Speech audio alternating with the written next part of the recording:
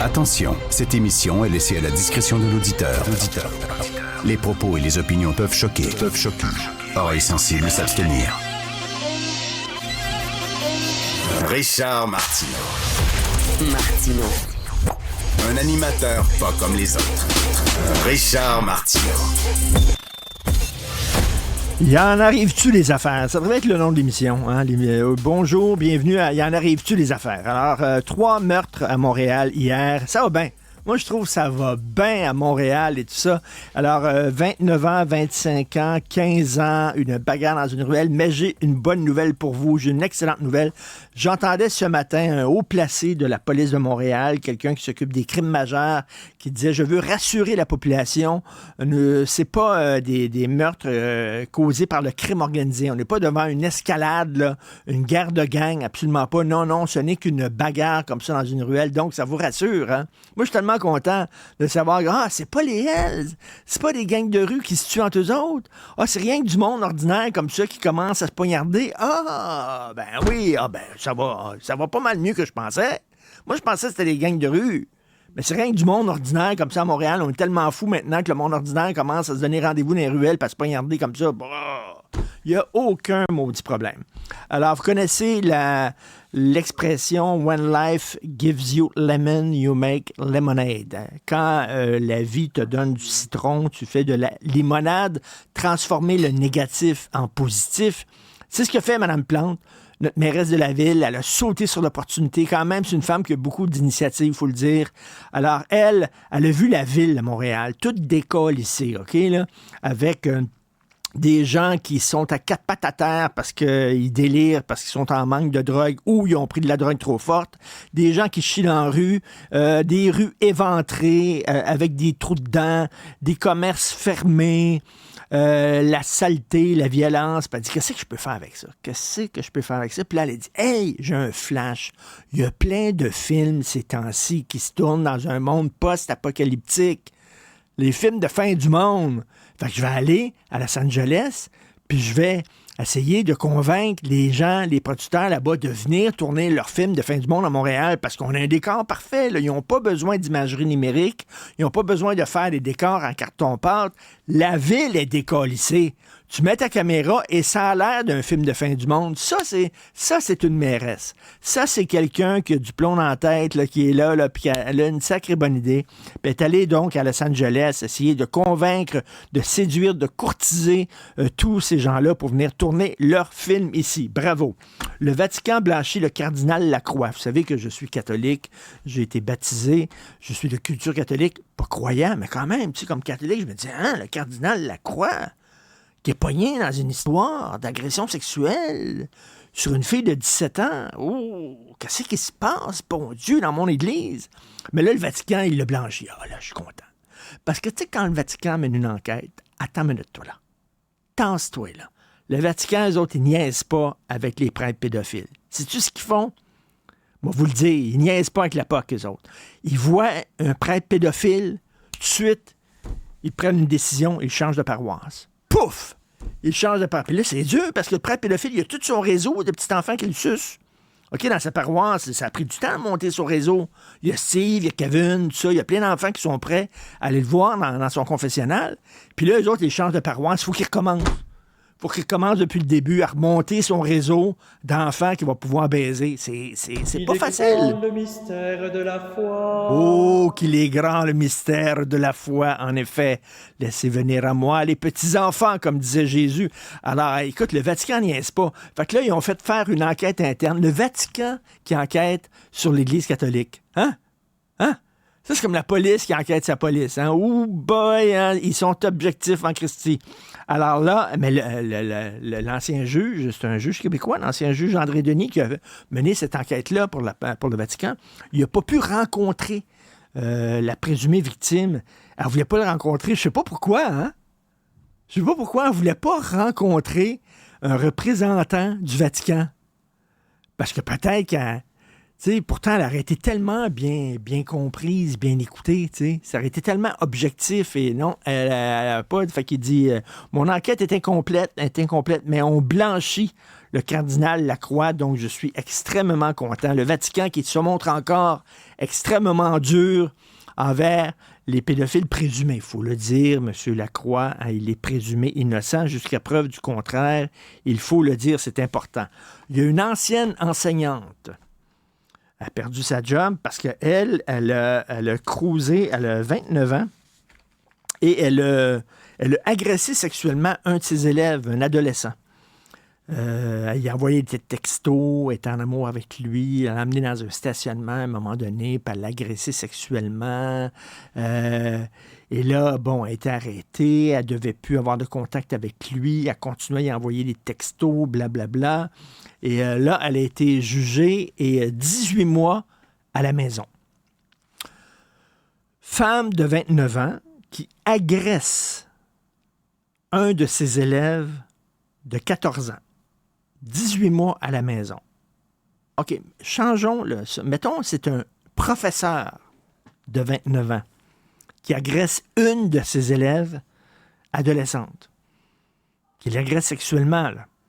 Pensez-vous qu'il y aurait 18 mois à la maison? Poser les questions, c'est y répondre. Mais on dit, bah, c'est pas si grave. C'est une femme qui a agressé un enfant. C'est pas l'inverse, là. Un homme qui agresse une jeune fille, ça t'amène une femme qui agresse un jeune enfant. Quand tu es adolescent, t'as la testostérone au plafond, dans le piton. Hein, vraiment, là, fait que tu rêves rien que d'une chose, c'est de baiser avec ta prof. Baiser avec ton enseignante. Donc, bon, effectivement, l'agresser, bon, mais c'est pas si grave que ça. Je m'excuse, mais moi, je connais un gars. Puis c'est vrai que j'avais ce fantasme-là. Là. Tu sais, quand je me levais, là, puis j'étais bandé comme un chevreuil là, à 15-16 ans, là, puis j'avais une prof que je trouvais assez sexy, là, puis je faisais exprès de laisser tomber mon crayon devant elle pour pouvoir ramasser mon crayon, parce qu'elle regardait dans toute sa jupe et regarder ses jambes. Et c'était un de mes fantasmes, cette femme-là, bien sûr. Et je passais des fois des soirées à mastiquer le crocodile en pensant à elle. Alors, moi, je me dis, hey, ils sont chanceux. Mais je connais un gars, moi, qui s'est fait agresser sexuellement par une femme plus vieille, sa gardienne.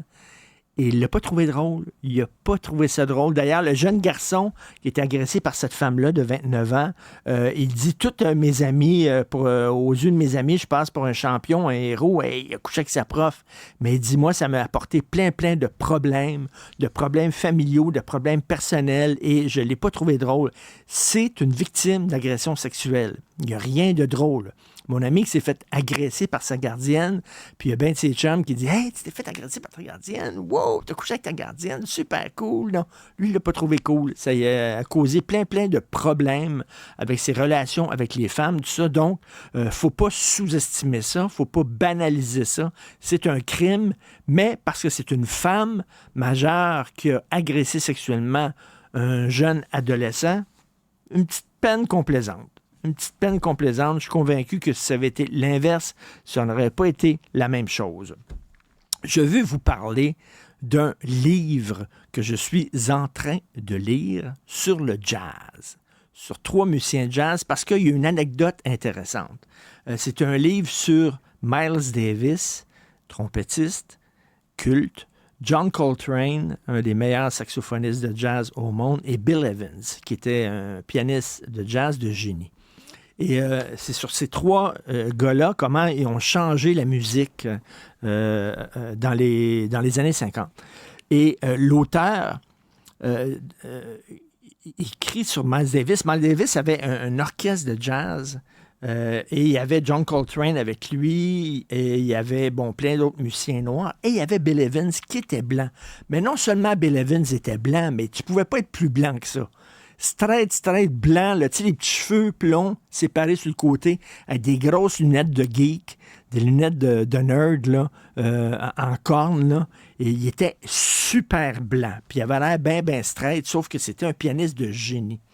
Et là, dans la communauté noire, il était mal accepté. Quand les Noirs allaient voir la gang, le band, le groupe de Miles Davis, ben, ils aimaient pas ça que le pianiste était blanc. Et même au sein du groupe, Bill Evans avait énormément de difficultés à prendre sa place parce qu'il était blanc et les autres ne comprenaient pas pourquoi Miles Davis était allé chercher un pianiste blanc alors qu'il y avait plein de pianistes noirs. Et à un moment donné, Miles Davis s'est tanné et il a dit à son groupe, « Moi, je prends le meilleur joueur, point final, le meilleur musicien. Il peut être bleu, jaune, rouge, vert, je m'en fous. C'est le plus grand musicien de jazz. Vivez avec lui. » Merci beaucoup, mon cher Jean-François Roy. Three Shades of Blue, c'est exactement ce livre-là que je suis en train de lire.